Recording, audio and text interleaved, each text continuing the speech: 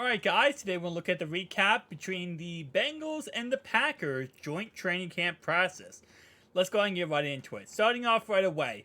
Wednesday, the Cincinnati Bengals got to line up against players and other helmets as they opened their joint practice with the Green Bay Packers. Joint practice provides a different look for players as we saw last year. It could bring some fireworks. Here's a look at some news and highlights of the day. Zach Taylor said Joe Burrow is making progress, but timeline hasn't changed. Pushed him a few times on the timeline by the season opener, by week 5. He said several weeks from the end of July. To start off, head coach Zach Taylor met with the media and gave some basic updates on Joe Burrow's calf injury.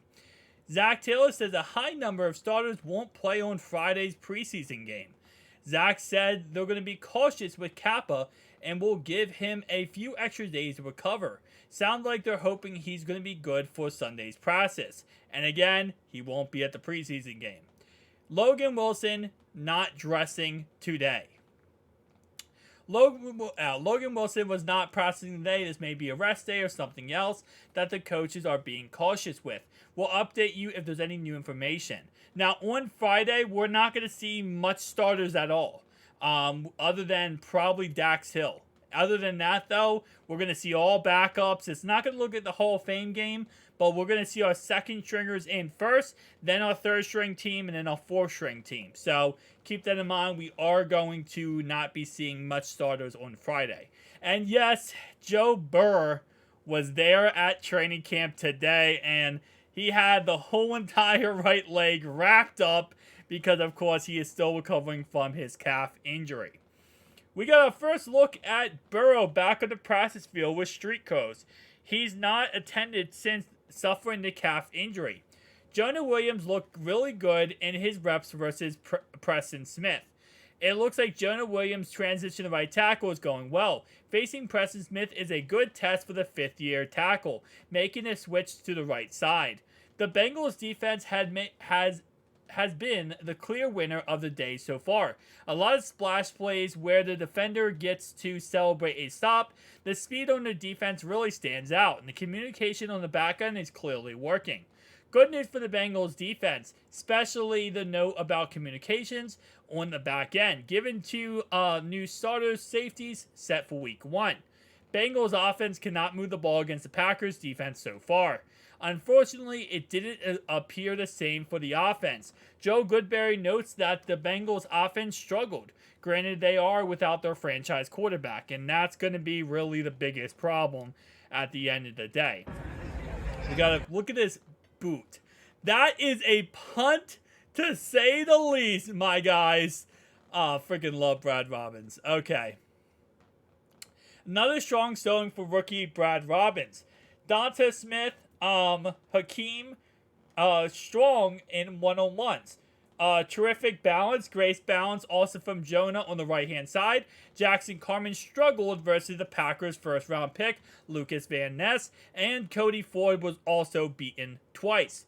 The offensive line is an area to keep an eye on. It looks like Donta Smith and Hakeem has strong days. Watching Bengals D versus Packers O, Logan Wilson not practicing today. DJ Turner continues to make plays with 2s and 1s. DJ Turner appeared to continue his streak of impressive practices. Mike Hilton with a nice pass breakup on Christian Watson in the red zone for the defense. Trevor Siemian finds Tyler Boyd in the back of the end zone for a touchdown a few seconds later. Looks like Mike Hilton made a nice play on Christian Watson. And then the Bengals offense found some life. T. Higgins hasn't practiced in the team portion of the practice today against the Packers. T did not go up against the Packers in practice. Fight between the Bengals D and Packers O. Couldn't see who was at the center. They're having a hard time separating them. DJ Reader and Jenkins just got into it. Jenkins slapped Reader's helmet. Apparently, DJ Reader got slapped in the helmet. It looks like there was a couple of dust ups, which is expected. They both involve the Packers, Elgton Jenkins, who was pulled from practice after the second altercation with DJ Reader. Bump sack number 2 for Hendrickson against Love. The Bengals' first team defense just had the exact type of practice that Lou was probably looking for. The best practices I've seen from Reader and Mike Hilton. Big plays across the defensive line. Turnovers, no big plays down the field. No big plays down the field except for one deep pass against Turner.